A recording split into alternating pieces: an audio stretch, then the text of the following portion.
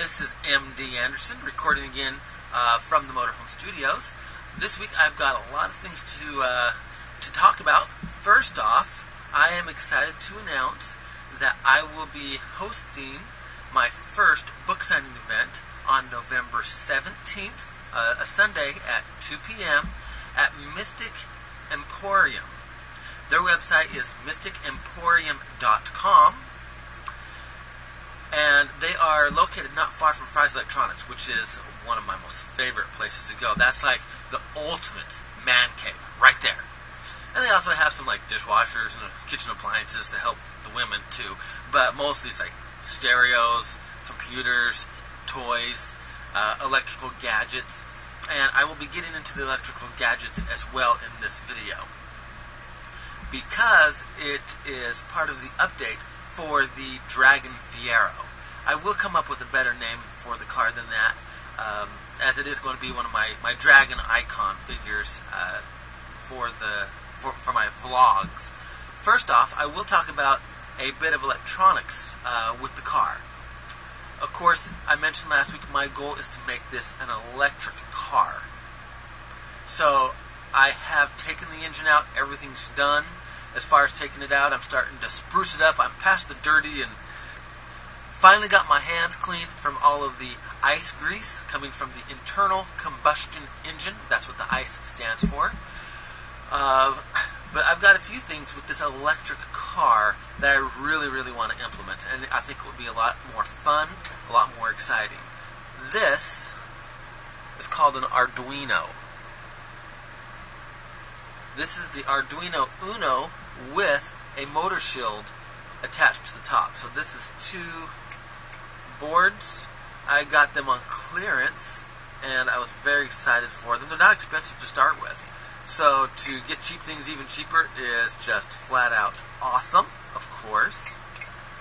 And I got this because through the USB I can program the chips on this to run the car the way I want, because with this motor shield, I can adjust the way that the motor operates when I put the accelerator down. If I want turbo mode, I can push another button that says go turbo, go fast, go kill the Lamborghinis, which I do love Lamborghinis, by the way.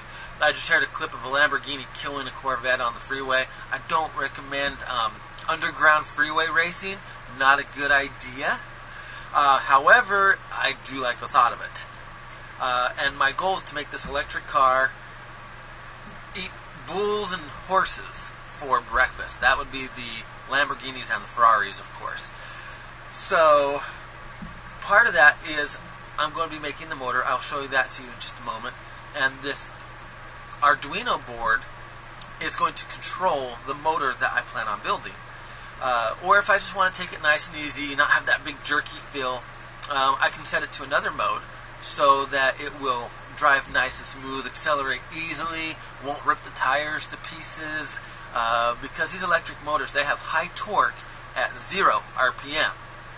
Unlike an ICE engine, they require several thousand RPMs before you reach peak horsepower. So that gives these electric motors a great advantage in performance off the line. However, I'm not sure about the top end. I'm hoping that what I'm doing will be able to give me a higher RPM than an ICE engine as well. But only through experience will we find out. So I am implementing the Dragonize Your Dragonize book along with this car as well. I am in a school class right now at Estrella Community College, and we are doing a social media marketing where I have been with a group creating a website for the seminars that I plan on doing with the Dragonize Your Dragonize.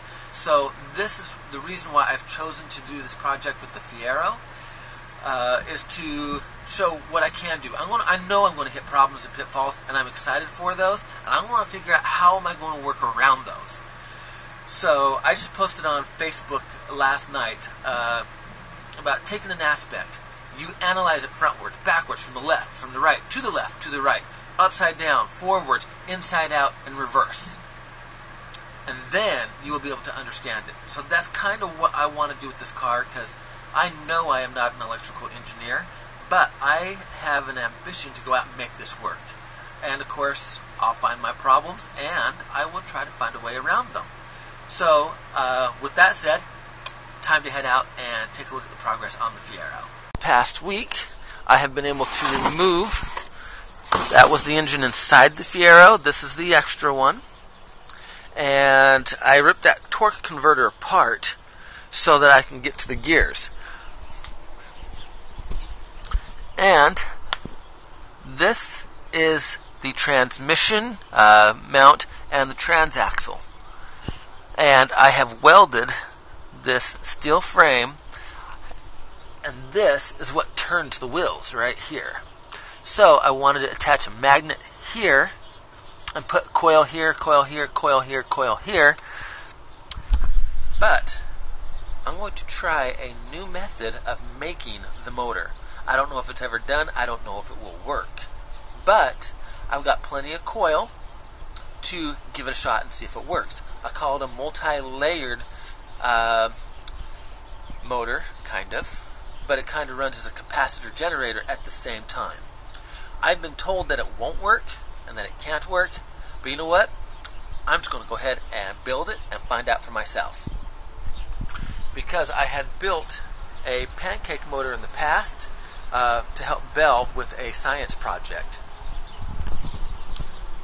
Now here is the Fiero, lifted up with the cherry picker, and that is one jacked up car. You know, I've seen on Google Images where I've seen some jacked up cars. You know, well, that's how the Fiero is right now. And I sprayed some rubberized coating underneath here to get rid of some of the road noise, hopefully, and to protect it a little bit better. This here is a little motor. If you will look closely, I don't know if I can get it close enough to the inside, but you will see that the windings are what turn on the inside. That's very typical. And then the magnets are on the outside. This is the pancake motor that I had built, and it's got very strong neodymium magnets, and those suckers are tough little cookies. You can't budge them once they decide to get stuck onto each other, because these are not glued on. These are just placed together on top of this dowel. Then, I don't know how many layers of coil I have, but when you spin this thing, if I hook it up to a drill and spin, I can get a lot of volts out of it because I've got a lot of coil sitting on top. So, as I said, I put the magnets in the middle and the coils on the outside. Ooh, I'm starting to get resistance, which means it has some current charge in it. And the more I turn it, the more current it gets.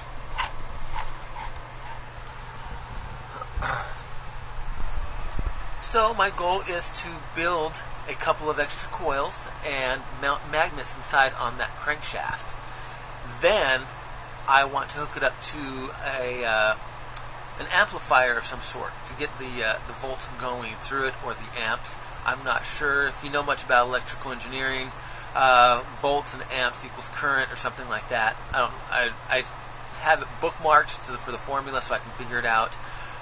There's a lot of variables I'm going to have to learn with this, such as the more coil, the more resistance it has, and the size of the coil creates greater or lesser resistance. And that would be similar to taking your garden hose.